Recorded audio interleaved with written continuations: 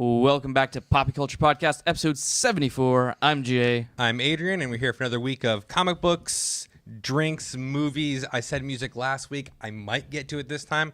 I might completely forget again just for my love of DC Rebirth.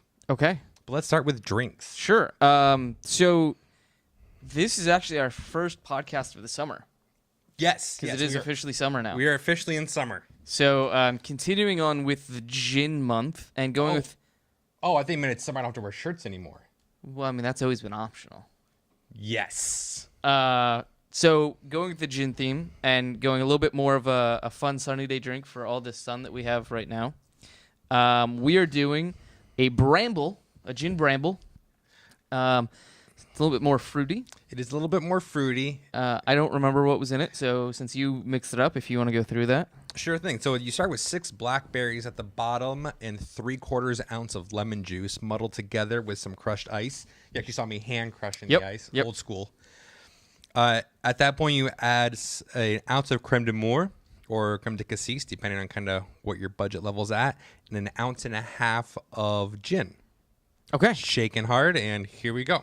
All right. It is going to be sugar water now. Oh, that is damn delicious. Yeah, like as I chew on some of the blackberry. Yeah. You get a drink and a snack at the same time. No, I like it.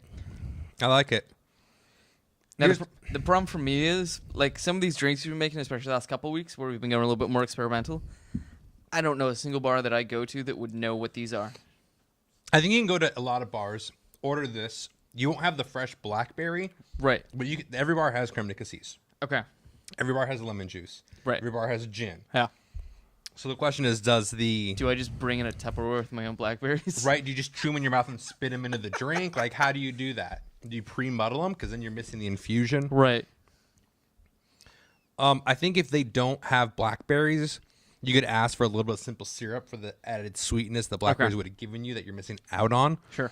Because the lemon juice would have given you the tart anyways. But no, I think it's quite good.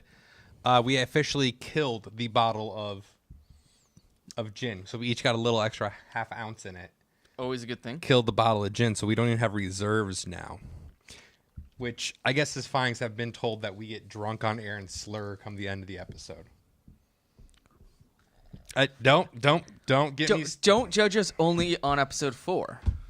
To be fair, I intentionally eat a small dinner before this, so A, I look slimmer, and B, I can have a drink. Yeah, I when I was picking up the blackberries, I also got a bagel and had that. So I don't understand. How's that not a meal? Bagel's got protein somehow. Don't worry about it. I'm sure somewhere in there. It was a cheddar bagel. So yeah, cheddar cheese is totally got protein. There you go. So you got dairy, you got protein. According to the little pyramid, you're set. Yeah. Because right here, fruit. There we go. You got fruit and gin's distilled from juniper berries. You got a double serving of fruit up in that bitch. Nice. Like you're so healthy. I can't even comprehend it. This is the diet that I need to stick to. Here's the thing. With all the fad diets that are out and all the bullshit that's around, I think we could turn that into a legitimate diet. I absolutely think we could. You just subsist purely on clear liquors and berries.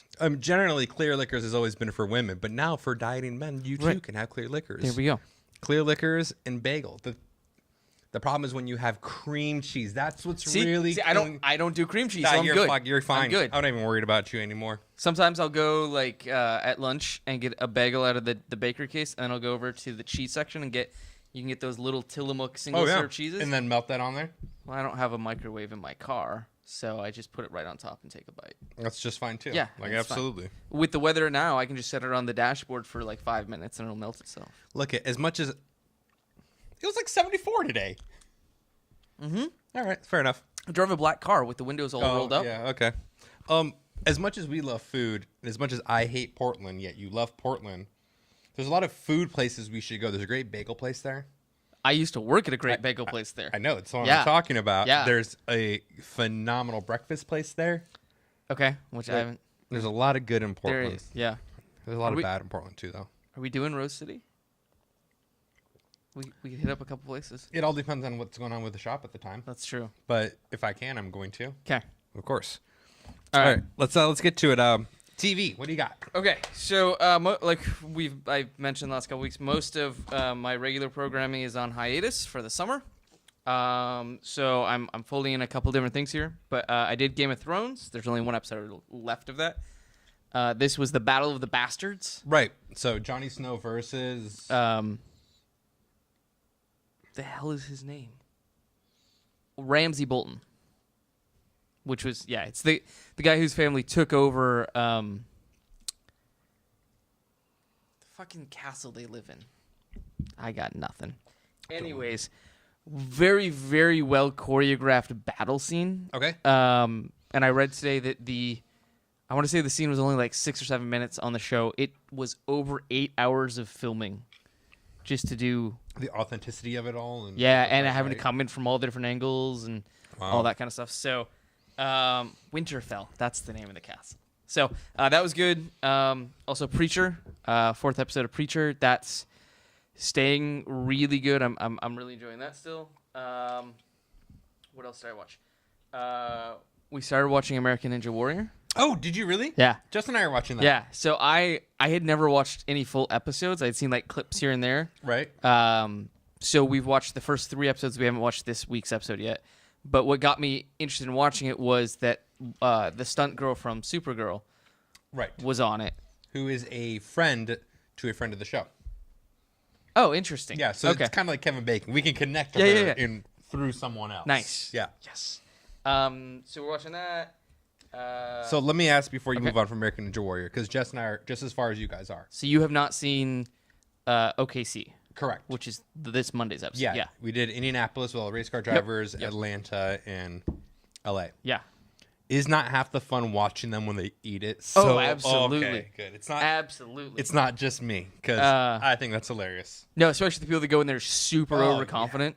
Yeah. I was impressed by the guy in Indianapolis that only had the one leg, though. Yeah. Yeah, for sure. I was kind of, rooting for him to get further, but obviously it's difficult.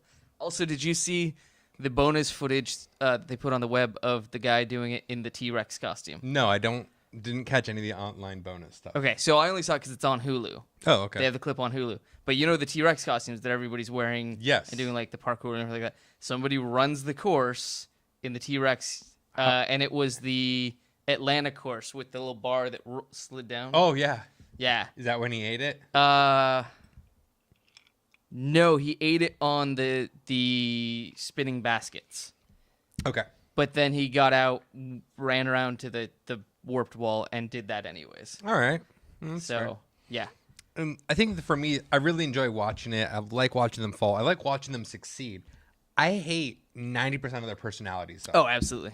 And I get that it's the arrogance and it's the attitude and it's the showmanship that gets them to go to these. They're not walk-ons. So there's 2 different categories. There's invited guests and walk-on. Yep. And it's being that kind of persona that gets you invited instead of a walk-on. So I understand. But some of the guests, man. Oh, they're terrible. Yeah. So, okay. Sorry. And then we finally got around to finishing Superstore, season 1. Okay, yeah. Fucking hilarious. Did you like it? I did. I missed 2 of the episodes. Jessica says we watched them. I'm pretty sure I slept through them. But that's coming back in September. Yes. So got a couple months to that. And then some of the other shows I watch are now back on for the summer. So Girl Meets World season 3 started. Oh, no. Highly entertaining. They're in high school now. Already? Yeah. They started out in 7th grade. Oh, okay. So 7th, 8th, and now they're 9th grade. That's fair. Hell on Wheels. The last 4 episodes of the series are on. So we're through 2 of those. And then last night, Pretty Little Liars came back for its 7th and final season. I saw that pop up on Hulu, and they have all of it on Hulu. I'm all like, well, maybe. I might just watch that. No, I know how much Jay likes it. It is so bad now. Like, to be fair, it wasn't great to start with, but now, 7 years later, still doing the same mystery murder bullshit. It's like, it went from passable to just annoyance. Yeah. So this episode now, they're trying to figure out somebody else is apparently dead now. I can't keep track. So they're trying to figure out who they think did it so they know who to investigate. So they literally all sit around a table, write names on a piece of paper, throw them in a bowl, and cast lots as to who they think they should go investigate. Wow. I'm like, we're fucking playing Clue at this point. Well, yeah, I'm assuming it was Colonel Mustard in the library with the candlestick. Oh, absolutely. Like, and if they did that, oh, I'd be so happy. Yeah. I would then watch that show. Like this. So that's all I've been watching, though. Okay. It's a small amount. But. No. So I will talk. I mentioned Voltron Legendary Defenders. Mm-hmm. I finished season 1. Okay. And as you guys may recall, I was like, hey, it's fine. It's a kid's show. And I maintained that throughout all 11 episodes. So I said 12. It is 11. Okay. I enjoyed it well enough. And then episodes 10 and 11. 10 was real good. Okay. And then 11 was real good and left you on a cliffhanger. I'm like, you sons of... Oh, my God, they got me. Like, they so got me. Now I'm all like, I got only like 9 months for season 2, but what's going on in between? Like, I need to know. Did that character die? And who is... Like, he's a paladin, and I didn't... Oh. You got me, Netflix. You got me. All right. One of the other things I've mentioned, I don't know if I mentioned before or not, is the new Master Chef is back on. Okay. My favorite judge is gone. Graham, the guy with the glasses, always wore the bow tie and Converse. Okay. So now it's Gordon, the new girl, Christine, who I don't like, and then they're having a celebrity chef kind of shuffle in and out. Okay, so it's a rotating tap. Last one was Wolfgang Puck. Is he relevant at all at this point? Look, coming from the culinary world, Wolfgang Puck is to cooking like Starbucks is to coffee. With that said, he was the first celebrity chef. Right. And he's a good chef. He's no longer the caliber of all the chefs that follow. But since he came before, he's well revered. Sure. Starbucks is not good coffee. No. However, without Starbucks, we wouldn't have all the better coffee we now have. Yeah. So I understand the significance of Wolfgang Puck, and I understand to this analogy, like everyone talks shit about Starbucks. You know what I mean? Like all the roasters that have come afterwards talk shit about Starbucks and they're not good and this and that. But people still drink it. Not only do people still drink it, but you need to recognize without Starbucks, you wouldn't be here. Right. Whereas the people recognize without Wolfgang Puck, they wouldn't be here. And they really do show him that level of respect and courtesy. Okay. Fair enough. With that said, MasterChef is just MasterChef. And continuing my love of Gordon Ramsay, Hotel Hell, which I did mention. However, this week's episode was in Lake Chelan. Interesting. So I was able to read a couple articles about it before I got to watch the episode. Okay. Which was a lot of fun because I read the interviews with the owners and all the things they said and then watched them lie on screen. And I'm all like, oh my, like you literally bold-faced lie. Like this is ridiculous. So the owners got really upset that Ramsay didn't show up alone. But he showed up with 2 trucks, including all the video gear. They showed up a week in advance to set up all the cameras and this. And I'm like, what? Do they understand how a TV show works? Right? Like, blew my mind. And then they were just like, well, you know, he's different off air than he is on air. And he asked questions I just thought were inappropriate and didn't think he would talk about. I'm like, and then he's like, well, and he didn't do anything for us but buy us new bed sheets. But then you see on the show, he also redid your entire ice cream parlor. So whatever. Oh, I know what hotel that is then. The Lakeview. Yeah. Yeah. Yeah. They have amazing ice cream, or they did 10 years ago when I was there. Sure. But yeah, no, I totally know where that's at. Interesting. All right. So it was really interesting to me because we were watching the episode and they had a bunch of the people in the community come together and be like, hey, we want to support you, but here's all your issues. Yeah. And I'm watching, I'm like, I know that girl. She's a real estate agent over there. So it was kind of interesting to see it. Granted, Lake Chelan's about 3 hours away. Yeah, it depends on how fast you drive. Yeah. But it was still interesting to see. Yeah. I can't wait till they air in the fall the episode of Bar Rescue for the bar that is a couple blocks away from me. Which, I don't know if I told you, I've been in there now. It's decent. Is it? Yeah. So the Lakeview went back to their old menu and all the other stuff from Ramsay. So, they shot themselves in the foot. Yeah. So I haven't watched that much TV outside of that. Okay. I did watch a Kevin Hart stand-up this morning. It was fine. It was an old one. But I do have... Sorry, real quick. I did watch the Chris D'Elia... Chris D'Elia Incorrigible. I didn't watch his stand-up. I watched his Hot Ones. Oh, yeah! What did you think? That was hilarious because he could not take it at all. We've talked about Hot Ones, the YouTube series where it's an interview style program where they're eating progressively hotter hot wings, and Chris D'Elia has no tolerance for spice. Apparently, I think on the second or third one he started sweating. Yeah. And then I showed Jess the one with Coolio where he just drowns the one in the hottest sauce and goes crazy. So since we're on the topic of Hot Ones, two things. There's another one with Eddie Huang, who is the guy who they based Fresh Off the Boat around. Show we love. And he went straight for the hottest one and just wrecked himself. Like, there were scenes of him going to the bathroom, of him, like, throwing up. Like, it was real bad. But I went to a local butcher here that I like, and they had all the hot sauces from that show. Oh, really? Except for the hot ones. Oh. And that's the only one I wanted. Right. But I saw the Mad Dog. I saw all of them, the Nuke Bomb, like, whatever. I think 1 week our show just needs to be that. Us talking about TV and comic books while eating hot wings. Look at, I love hot wings. I love hot wings. I don't know if I want to go that far down the Scoville level. Well, we don't have to go up to what they go to. Like, we can do, like, a reduced scale. Then, yeah, I'll totally do that. All right. Probably do it on, like, record on a Friday or something. Yeah, that'll be smart. Yeah. So there's a couple TV news I want to touch on real fast. Okay. One, The Flash. Uh-huh. They officially announced the title for season 3. Flashpoint. Which, to anybody that watched the show and saw the way it ended, it shouldn't be a surprise. But they've officially announced it. And ironically, I'm wearing a Star Labs t-shirt. Oh, that you are. Yeah. No, still Chicago Cubs. No, I know. Yeah. Oh. Which, can we just... I know this is not a sports ball show. I know you guys don't care about the sports. But I'm having the worst sports week of my life. That's not true. Because the Cubs are still in first place in their division. Okay, but they just of Major League Baseball. They just got swept by the Cardinals. Yeah, I know. Arrieta was out in the third inning. My beloved Golden State Warriors lost in a record. That was really hard to keep updating the score on because I didn't watch it. It was real hard. I know. It was a real close game, but they just got crushed. The Cubs just got swept in a series. And granted, they just swept the Pirates 3 games before that. So Mariners are getting devastated. Even the Nationals are getting rocked. Like, thank God the All-Star break is coming up. Yeah, it's getting close. Anyways, back to nerd stuff. Sure. CW yes has just announced they are having a new agreement with Netflix. They are. Have you heard about this? I have. I've also heard the change to their agreement with Hulu. Yes. So here's the deal, folks. When the season is over, the CW shows will be on Netflix in 2 weeks. Right. However, come October, their contract with Hulu's expired, and they will not be renewing.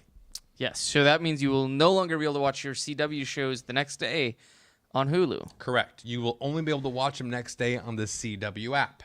Which you need to have a cable subscription to use. No. You need a cable subscription for the entire season. You can watch the latest 2 for free.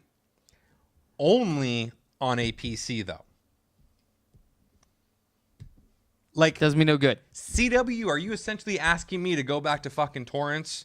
Like, just send me a letter if that's what you want, and I'll do it. Because when Jay got here, I was reconfiguring my video setup for better streaming. So, is that what it's gonna be?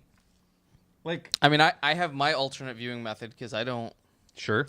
Although I've been having some fucking problems with that lately.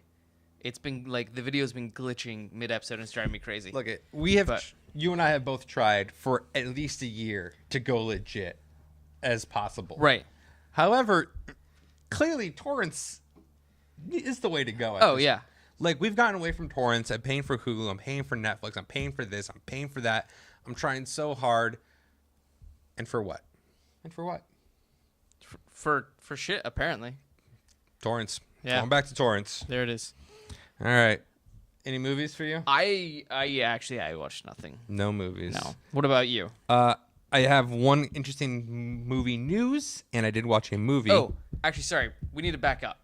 Because there was other announcements about TV that pertains to one or the both of us. They announced some more people that are going to be in those CW shows next year. All right, please. All I know is the Arrow one, and I'm so fucking annoyed. Vigilante? No, I don't even care about that. Oh. Who do you know about? Artemis. Oh, yeah. I forgot about that one. So Artemis, pulled straight out of Young Justice, is going to be on Arrow next year. Also, they announced, I think today, that the character of Vigilante... Oh, that was a couple days ago. Okay, I saw it this morning.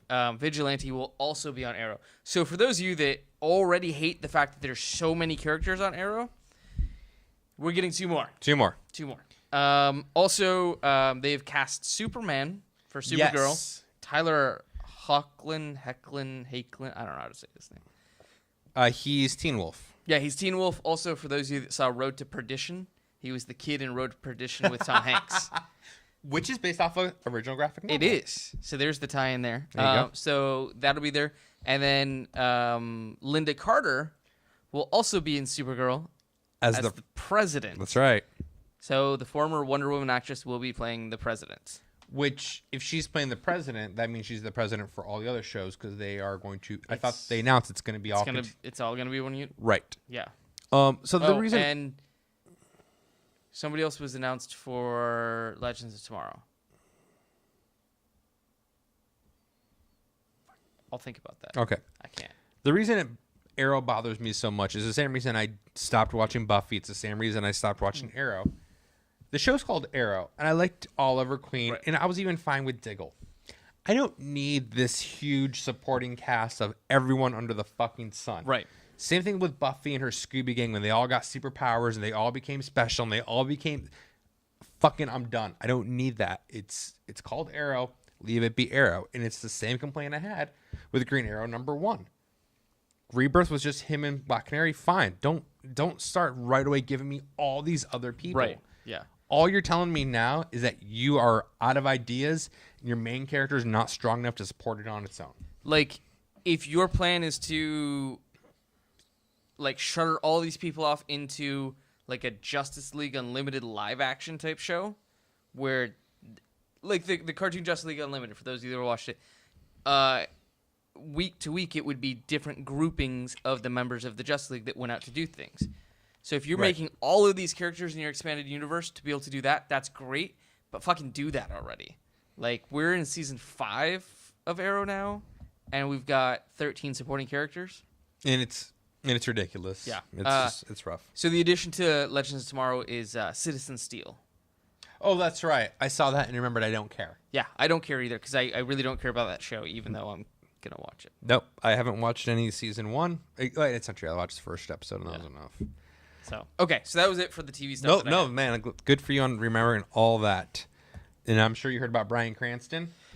Yeah. Bryan Cranston is now going to be in the Mighty Morphin Power Rangers. I did not know until today that he voiced many of the monsters from the original Power Rangers to the point where they named the Blue Ranger after him. Billy Cranston was named after Bryan Cranston. Did not know that. And he's coming back. I don't remember. He's playing the guy in the jar. Zordon. Thank you. Okay. It was Power Rangers was never my wheelhouse. No, it's fine. It's fine. All right. And the movie I watched this week was starring Kevin Hart and Dwayne "The Rock" Johnson, called Central Intelligence. I was in San Francisco for the Warriors game. And me and one of the dudes I was with was just such a ball of nerves. Saturday night, we just could not sleep, so we went to the movie. Before I actually talk about the movie, it was quite an experience to go to that movie theater. It's downtown San Francisco. Okay. It is an amazing theater. Huge seats, huge screenings, huge everything. There were 7 people in that theater. Oh, shit. $17 a ticket. For regular screenings. This is not IMAX. This is not. And then, but the entire movie theater was just empty. Like, no one was in any other movies. And when we left, they're like, yeah, it's pretty common. We don't do business on weekends here. I'm sorry, what? Yeah. So we got there. Movie started at 11. We got there at 10:30. No one was there. They were still cleaning the theater. They let us in 5 minutes before it began. Us and the 7 other people for that movie. Right? My mind is blown right now. We were both just like, what the fuck is going on? However, that's a huge cultural difference from here, especially. Everybody goes on the weekends. Nobody goes during the week. Okay. So blew my mind. While we were there, 5 minutes before, I was just bitching what an asshole Stephen A. Smith is. For those of you who are not familiar with him, he's a commentator and journalist for ESPN. Is this the guy that you're saying hates the Warriors? Yes. Okay. And sure enough, while we were buying our tickets, guess who was using the auto machine next to us? Shut up. Stephen A. Smith. And I took a photo, and I'm all like, I'm scratching my beard, and Drix is like, you can't say anything. I'm like, can I, though? Can't I? I mean, you can. And then he walks around from the other side of the automated machines to the cashier, and I'm all like, oh, if he's going to come next to me, I'll say hi and see where that goes into. Okay. And there was a homeless woman next to us, she's like paying with change for her movie. He's like, I'd like to buy her ticket. Oh. And a gift card for her popcorn and soda. I'm like, motherfucker, now I can't say anything. Now he's got a real soul and shit. Right? Ugh. All right, anyway, so Central Intelligence. It was very interesting to see Kevin Hart play the straight man. Like, he was not the comedic relief in this movie. I thought he was. It is 100% The Rock. Okay. The Rock was the funny part. He was the straight man, and it was really weird. Like, don't get me wrong. Every now and then, Kevin Hart had a comedic line or he made a face, but it was very clear the comedy was all coming from The Rock. Interesting. Okay. It was like, it is 100% what you expected. It was not a great movie. I laughed a couple times. There were some memorable lines. That's it. Yeah. Like, it's like all the other Like I said, movies. I've seen Rush Hours 1, 2, and 3, so I didn't really need to see this. Yeah, which, yeah, fine. It just so happened that Sunday morning, another Kevin Hart movie was on TV, Get Hard, with Will Ferrell. Okay. So I watched the first hour of that before I decided it was time to leave my hotel room. It was just, like, it's interesting because I had the exact same reaction to that I had to Central Intelligence. Okay. There was a couple of parts where I'm like, that's funny, and I laughed at it. And the rest of it, I'm all like, all right. Yeah. Like, you saw where I was going with the opening scene. You knew where I was going to finish and Sure. everything in between. Okay. The only thing about it that threw me was the scene where The Rock stripped. Oh. And you saw him bare ass. Luckily, you did not see front ass. Yeah, that's not anything I need to see. But So let me ask you this about your time in San Francisco. How many hurricanes did you drink? none. None. The people I went with aren't drinkers. Oh, that's right. Yeah. That's right. Yeah. It's too bad. However, when we lost and got back to the hotel room, we did drown our sorrows in food. It is possible between three people, there were 3 large pizzas and 3 dozen wings. One of the persons is a vegetarian, so really it was just Drix and I going down on those wings. Sure. Yeah. I'm not proud of that. I mean, if it was good food, don't. No. Oh. No, it was real bad pizza. Oh. Real bad pizza. That's not good. It is what it is. Let's talk about happier things. Let's talk about some comic books. Okay. Before we get to your pull list, 2 things I want to talk about. One, I'm going to say one word. I'm going to let you go. Comic Blitz. Super fucking excited that it is finally on all platforms, although with the caveat that I'm pissed that it's on browsers and not native apps. Only for now. Right. But their iOS devices only for a short time ended up being 9 months. Right. So I'm happy that it's out there. That's kind of what I'm going to do this weekend is check that out. I haven't gotten to do it too much yet. But I'm excited that there's finally accessibility outside of an iOS device. So for $9.99 a month, tell the people what they get.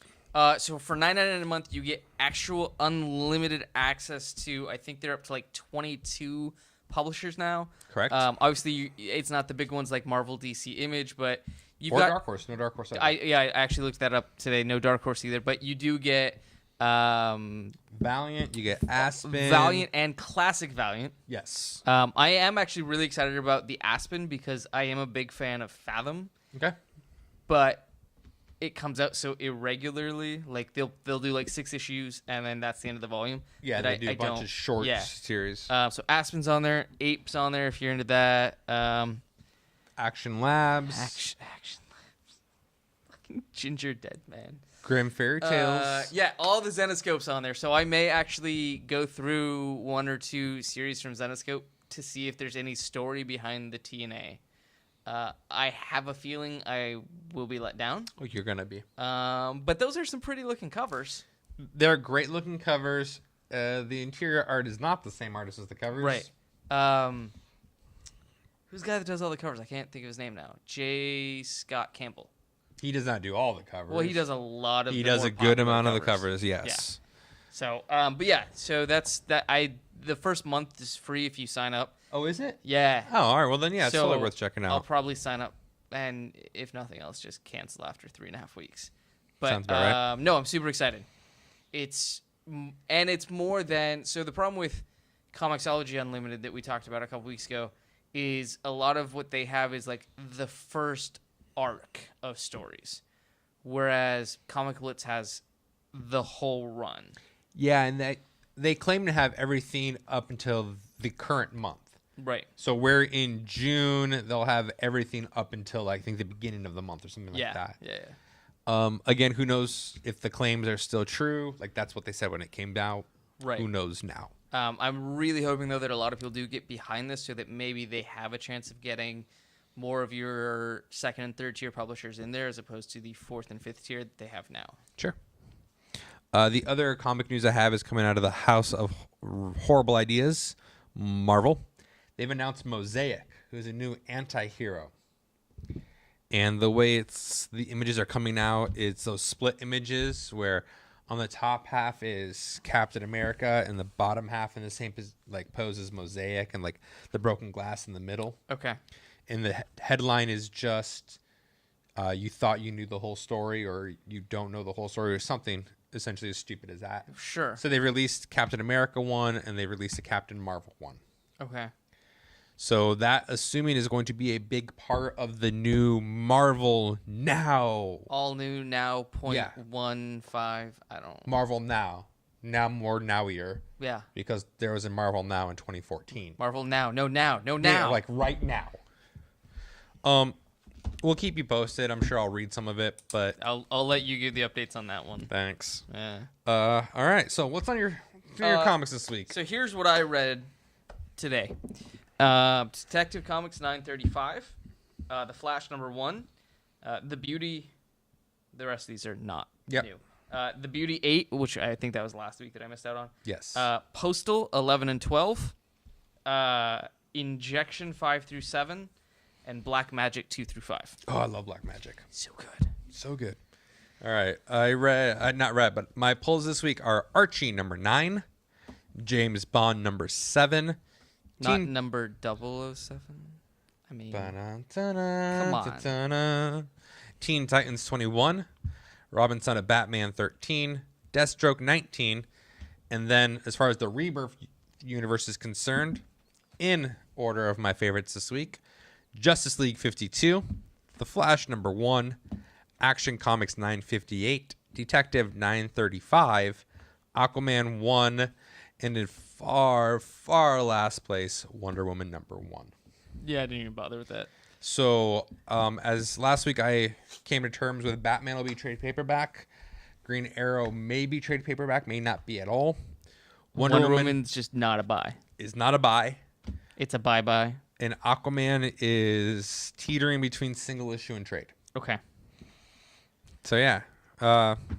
What do you want to talk about on your side? Okay, so let's jump into Flash. Let's jump into Flash. Because I know you were super excited about this. Oh, that is a Flash fact, my friend. I was. Still am. Nice reference right there. I really liked the story of this issue. Yes. I thought Josh Williamson, is that Joshua Williamson. I think he did a really, really good job with the plot of this book. I did not care at all for the art of this book. No, the art is, which I will say is a credit to the writing, because usually bad art will ruin it for me real quickly. Right. And I got over the art because of the story, but yes, the art is rough. I've never heard of this artist before. I don't know if this is one of these guys that's being just recruited out of Italy, which I know is a big thing that's been happening the last couple of years. They're pulling people directly out of Italy to come work on American books. I don't know. A very Italian-sounding last name. But Yeah, the art was so bad. Art was real So bad. But yeah, so essentially this whole book is about the constant struggle that Barry's always talking about, how he is always trying to get justice for people. He's always running late. He's always missing things. Like, that's very, very recurring themes in the Flash universe. Yes, that no matter how fast you are, you can't do everything. Right. So he's talking about, there's a scene in there where, a panel, I don't know what you call these things.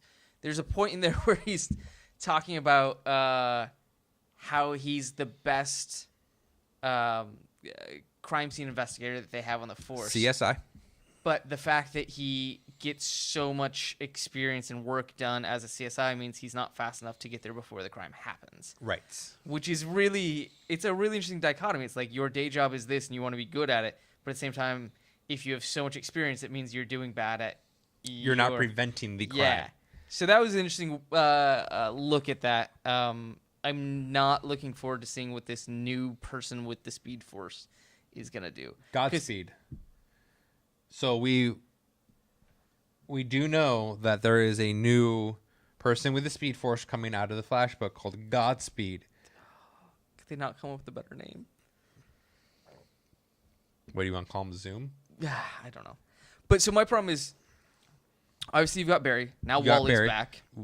which we won't see in this book very much. Well, no. But now we've got this other speedster also. Yes.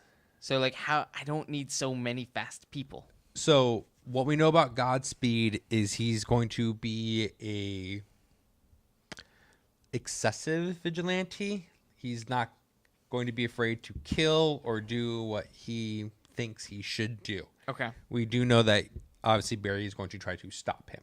Right. I don't know 100% that August is going to be Godspeed, but that is my assumption. I mean, it would make sense based on the fact that he now gets the Speed Force. It would make sense. I would love it if he got the Speed Force and then when the arc was over, he no longer remained a speedster. Like something happened. Sure. Like a villain of the week type thing. Sure. I'd be totally cool with that. So what I liked about this book is it was great. If you've never read The Flash before, they tell you how he became the Flash. Yeah. They tell you how he views life. Like you said, they tell the dichotomy of the problems he's always had. You know the romantic relationship with Iris. However, he's not dating her. You get introduced to the Other not white Wally West. The Ethnic, urban Wally West. We introduced a new character called Kristen, who's a girl at the crime lab, who he seems to have been ignoring. Right. Which I'm assuming may be like a Patty Spivot. Sure. So overall, I was super happy with it. Again, the art sucked. We introduced a new group of villains, the Black Hole. And the thing about August is his story very much matches Barry's. There's a crime when he was younger. It's caused him to try to go farther in his police force. So we will see how similar circumstances have affected them both and how they will handle them very differently. Okay.